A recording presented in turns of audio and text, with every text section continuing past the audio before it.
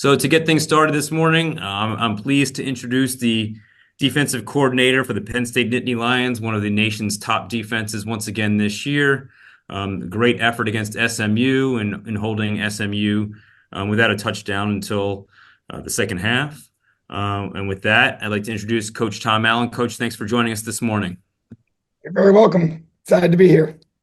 We'll start the morning off with Rich Scarcella. Thanks, Scott. Tom, thanks for your time today. What makes Ashton Jeanty unique? What are some of the challenges that he presents?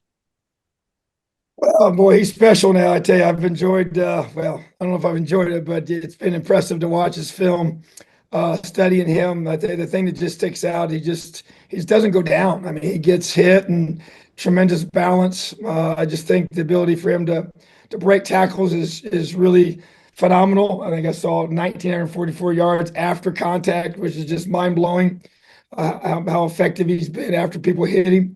And just his toughness, his grit. He just carries the ball so many times.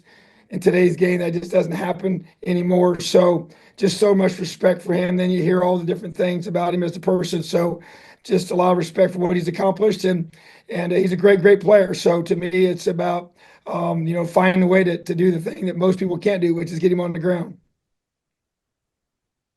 Thanks, Rich. We'll move on to Seth Engel from statecollege.com. Hey, Tom, thanks for the time. Are there any aspects of Jeanty's game that maybe show up in Nick Singleton's or Katron Allen's that maybe you've seen before in practice this year that can help you prepare for them? Yeah, I think he's kind of a combination of both. He's got the power that Katron brings, and then he's got the burst, that Nick has. So you see both, and we've seen both, consistently during spring ball and then during training camp. And so I've gone against a lot of good running backs in the Big Ten, but he's different now. I mean, he's really, really good, and but those guys that we played against in practice have really helped, and we think we have two really, really talented quarterbacks, which we do, or running backs, which we do. So, but anytime you have a chance to go against other elite guys, it's going to help you. But he does some things that most people can't do, and so it's just been something we take a lot of pride in being great tacklers here at Penn State, and you have to do that to play great defense. So, but obviously our biggest responsibility this week here is to find a way to effectively corral him and tackle him. So those guys have helped us along the way to prepare for that. Yes. Thanks, Seth. We'll go to Greg Pickle from Blue and White Illustrated. Coach, thanks for your time. You're very welcome. Going back to the SMU game, your first drive, you guys were a little chaotic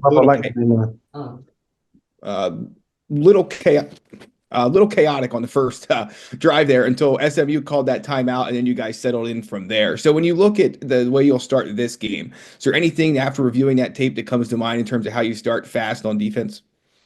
Well, first of all, I mean, you prepare for tempo, you try to as best you can, and you can't simulate it exactly like it's going to be. But I'm telling you, they went about as fast as I've ever seen a team ever go, and the officials obviously can help with that or hurt with that, but man, they were flying, and so it was until you get used to it. So like you said, it took several snaps to kind of get your cleats in the ground, get comfortable with where they're moving, how they're moving in and out of different formations. And so as you could tell, we obviously got way more comfortable as the game unfolded. But yeah, those first few snaps were really tough. So to me, it's just about making sure that we've seen now 2 games in a row of really super fast tempo, and then you mix in some unusual formations as well, whether it's unbalanced tackle overs, unique looks, things that you aren't used to seeing, and maybe something you haven't seen from them. And I'm sure that's what we'll probably get from Boise. So it just helps you prepare for all those different things. Obviously different style of offense that we're playing this week, but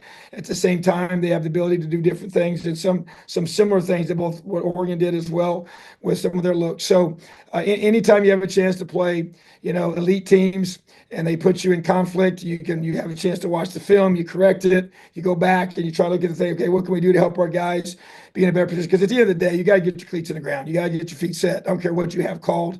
There's no magic call, but it definitely won't work if you're not, set and your eyes aren't right and you're not in position. So just got to do a great job of that and just really be ready for, the unexpected per se, and just the things that they may throw at you. So we're going against an extremely talented offense, one of the best in the country, and got extremely, talented players and a great coordinator that's had success, for his whole career. So a lot of respect for them. But yeah, we gotta have our cleats in the ground and gotta be ready to play from the opening snap, because this is going to be a 60-minute battle. Thanks, Greg. We'll go to Audrey from The Athletic. Hey, Tom, thanks for your time. You're welcome. I wanted to stay on the Ashton Jeanty questions. Have you ever been around or seen a back like him, just in terms of a guy who can do so many things? Is there any kind of comparison for him? And how challenging has it been to try and get, I believe Holsworth was kind of running the scout team, just to get somebody to try and mimic all that Jeanty does? Yeah, we played against Derrick Henry when I was at Ole Miss. Obviously, is taller, but similar in regards to very hard to get on the ground.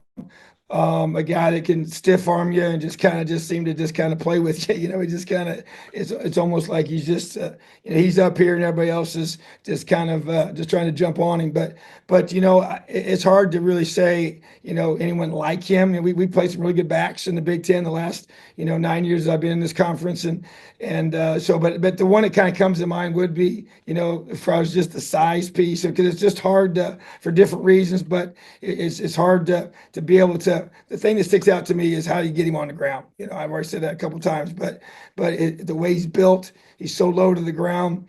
I think that he really truly is just kind of does a really good job of with his balance, and to be able to take on blocks or tackles and just kind of bounce off of them almost effortlessly at times.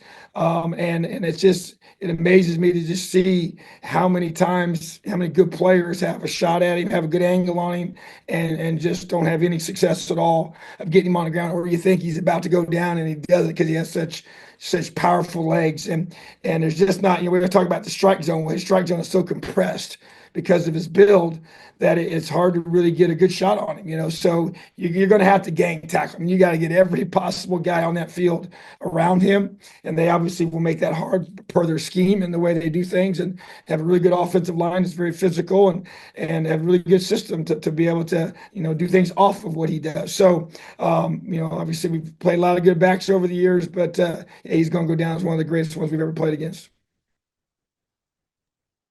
Thanks, Coach. We'll go to Devin Jackson from the Philly Inquirer. Hey, Tom, thanks for the time. Just wanted to ask about the defensive line, Deion Barnes, what he's been able to do, coaching those guys, and kind of the disruptiveness they've been able to create this season against SMU. How impressed are you with that, and the job Deion Barnes has been able to do?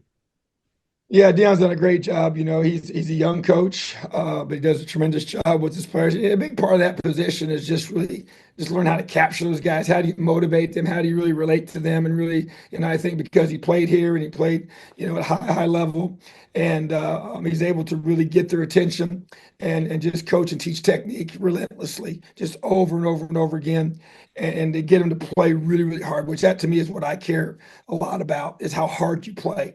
That just speaks too much to how much you care as a player and how much you care about your teammates, the people you represent, yourself and your family, and then your coaches, and so Deion is just, a guy that can relate to them because he's walked a mile in their shoes. And he's a guy that just really, really believes in the technique and fundamentals, and he grades them tough, holds them accountable. I love that about him.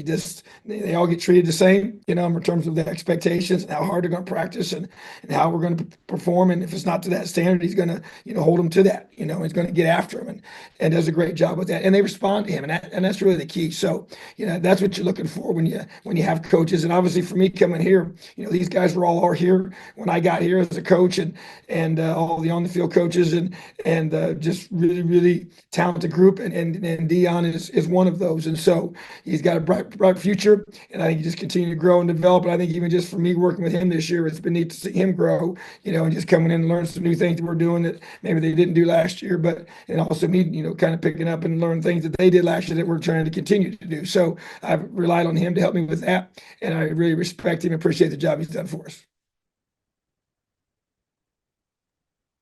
Thanks, Coach. Jack Ruczynski from Com Radio.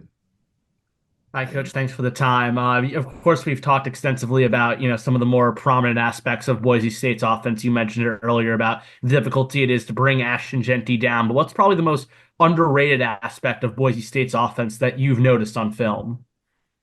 Well, probably the quarterback. He doesn't get a lot of press. But just a tough, gritty kid that is accurate. And what they ask him to do is very, very effective. And that's a testament to the scheme that they put together. And Coach Cutter's done a tremendous job with that, and just putting in conflicts. So you just can't gang up on and try and stop the run game. So I think he distributes the ball well, and he can throw on the move, and the movement throws that they use with him, he's very good at. He's also got the ability to run the ball. He's made some tough runs, and some big runs at some critical times. It just seems to kind of just makes him go, and so I always look for that when I'm watching an offense, and just to be able to see, can he make something out of nothing? Can he, take tough situations and be able to, extend plays and get key first downs and make the right throws at the right time, and that's to me is a big deal. And then they obviously have some weapons at receiver and tight end. So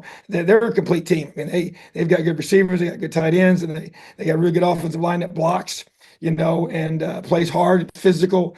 And so, but I think if I had to just pick one guy that might be one that is really, really valuable, that doesn't get talked about enough, is their quarterback. Thanks, Coach. We'll go to Altoona and Neil. Yeah, hey Tom, wondering how much you guys used the Oregon tape. Did you guys, being a common opponent, how much that was a focus for you guys? How much you got out of that? There's no question, because I mean you've just played them here recently, so you kind of know who they're going against, and the talent that they're playing against when they played them. I know it's been several weeks ago that they played them early in the season, but yeah, there's no question, and I think that because of the familiarity we just have had with them and playing them so recently, so and it's got our attention, right out of the gate, is the fact that they played them so well, at Oregon, which is a hard place to play. So there's no question that's you try and look at everything, and you look at even things in the past, and you're trying to figure out what they might do, to hurt you, So, but everything we can do, every person you can talk to, you're just trying to find a way to paint a picture for your players and what they're going to see and how they're going to, attack us. We try to, put that all together. And yeah, the Oregon game was a big part of that. Yes. Thanks, Coach John Sauber from Center Daily. Hey, Tom, how are you? Good, buddy. How are you doing? Doing good. Cam Camper is obviously someone that you're familiar with, recruiting him into Indiana. How does he kind of open things up for Jeanty in that running game to allow them make this work? Yeah, I love Cam, man. He's a special person, special player. Love his family, and so happy for him. He had a tough injury for us there, and it's great to see him come back from that. Now he's back to full health and full speed, and he's a long receiver that can get open. He runs really good routes. He's very smooth. Got tremendous ball skills. Yeah, he can stress you. It's just his catch radius is really big, and he's a tough guy, and he just competes, and so I just, I know him well, and there's no question we got to do a great job of stopping him and preventing him from making, key plays and key conversions and explosive plays down the field, and that's what they rely on him to do, and he's done a good job of that, so, but he's definitely one of those another valuable pieces that makes them really, really difficult to defend, so we got to do a great job with Cam. Thanks, Coach. We'll go to Mark Wogenrich. Hey, Tom. Excuse me. What were your initial interactions like over the winter with Dom DeLuca? And then how does his story resonate with you as the walk-on story? Yeah, you just can't help but love Dom. Just, I mean, you sit down with him, So for me, we had a chance to go to have dinner together a couple different times, and just try it and had him in my office one on one, just talking, just getting to know him, getting to know his parents, and just get to know who he was as a person. I love to hear his story. We always talk about, his high school days and playing quarterback. Talk about playing with a torn ACL, winning a state championship and just all those different things. You just love the guy that comes here. It was his dream. We talked so much about the tailgating that his family has done since he was a kid, and they'd come here for all the games, and you sit there in the stands and watch these games since he was a little boy, and then come here now and he's playing and making those plays, and it's just what a cool story, and just for me, it's just so much respect. I kind of feel like, for me, I'm living my dream as well as a college football coach in the Big Ten, and I could kind of consider myself a walk-on in the coaching profession. I had to come work my way up through the high school ranks and then the small college ranks, and didn't go right into the Division I level. It took a long time to get here, and so he had to earn it the hard way as well. He had to come here as a walk-on and earn it, and just to see him to make the kind of plays he made this last weekend on a national stage in front of the whole world to watch was just man, this is so awesome. But I'm not surprised. He's a really good football player, and he's got so much toughness and moxie, and he's really smart, as I've said many times, and can anticipate things. That's what's led to him getting those critical picks at critical times. And so just a great player, great person, fun to coach, and looking forward to having another year with him. And to me, he's just he embodies Penn State football. Tough, hard-nosed kid that loves his place, loves representing his home state, and I'm thrilled that he's one of our leaders. Thanks, Coach Joe Smeltzer. Appreciate the time today, Tom. So obviously, there's a lot of players on the defensive line that get a lot of attention. Of those players, Keziah Izzard might not be someone that gets talked about as much, but he had a really strong game against SMU. And as a veteran guy, what have you seen from him overall this season at defensive tackle? And how do you feel that he has stepped up, particularly over the past month or so since Hakeem Beamon and Alonzo Ford are no longer available? Yeah, and to that point there, it made his emergence even more valuable and more critical for our success. And so Keziah has been one of those guys that when I first got here, when you talk to the coaches, you talk to the strength staff, they all talked about him. Hey, this is one of those guys where, we feel like he may be our most talented interior defensive lineman, from just a raw, just size, strength, speed, all those different combinations, and had kind of had some injuries and wasn't able to consistently be able to be, climbing as a player. So it's been great to see him just get healthy, stay healthy, be healthy here. And as you mentioned, really playing his best football recently and this time of the year when we need him to be doing that. And he played his best game of the season against SMU, and we need him to do that again, this next weekend here on Tuesday night against Boise State, So, but to me, it's just been consistency in practice. He brings a great attitude every day. He's an awesome young man. He's fun to be around. Always got a smile, and just works. And he's big. He's a big man, and so just being able to have him in the rotation now, making plays, not just out there taking snaps, but out there making a difference. And we're going to need him to keep growing, keep developing here these last few weeks of the season to help us get where we want to be and do the things we want to do. And obviously it all has to continue this week, So, but just really proud of him, and we need him to step up, and he truly has. Thanks. We have some follow-up questions for you, Coach. First, we'll go back with Rich Scarcella. Tom, how has Jalen Reed's value to your team increased as the years gone on, especially after KJ's injury? And in what ways does he make his teammates better?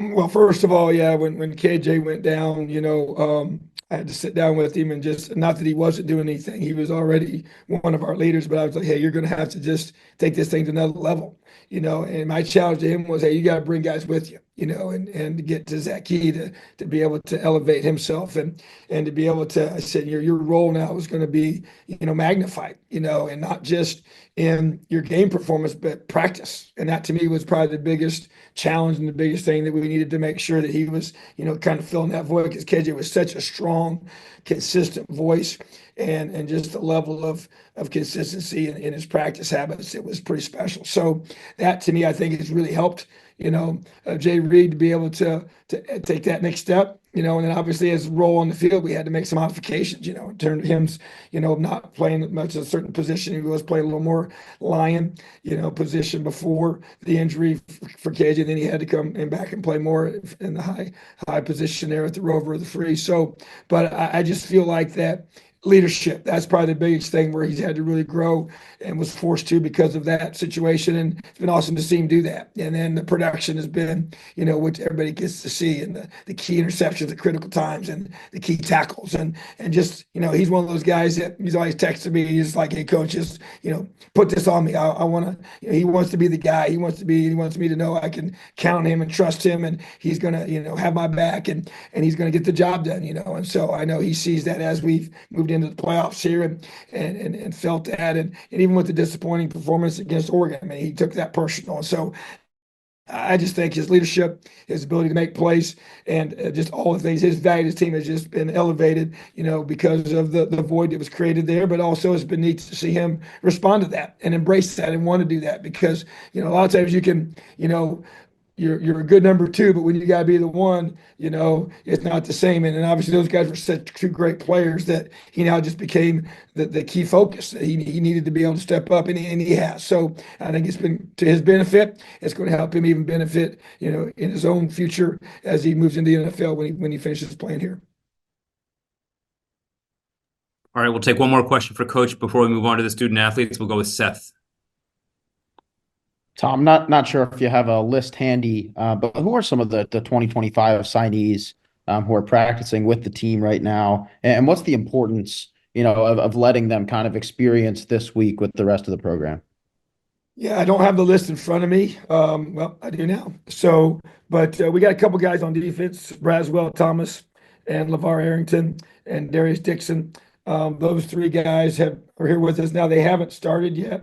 They will here soon. I want to get their physicals and everything, but they were out of practice today. So, but I just think the benefit is getting a chance to be around the team and starting to learn how we do things. You get a chance to physically, participate. Those that are able to do that, and most of those guys will. And I don't think you can, put a price tag on all those additional reps that they're going to get, and just having it to where the next time we, get on the field, which will be spring football, it won't be the first time doing certain things and how we practice and the routines we go through, and they'll start lifting weights and start sitting in meetings and start learning the system. And so I just think that anytime you have a chance to be a part of something like this, especially now that we're in playoff mode and playoff practices, and then get a chance to go to the bowl site, and that's a pretty cool experience for our guys. So I just think that the practical example would be, hey, they're just getting a chance to play more football. And number two is they're learning the new system. And number three is like, hey, how do we operate, as a Penn State football player in terms of meetings, weight room, meals, bouncing all the things, being away from home for the first time, just kind of getting a chance to really work through all those things and get a chance to do it with your future teammates, which is a pretty cool thing. So excited to have those guys with us and looking forward to being able to work with them here real soon. All right. Thank you, everybody. Thanks, Coach Allen. We appreciate your time this morning here, this afternoon there, and we'll see you here tomorrow, I guess.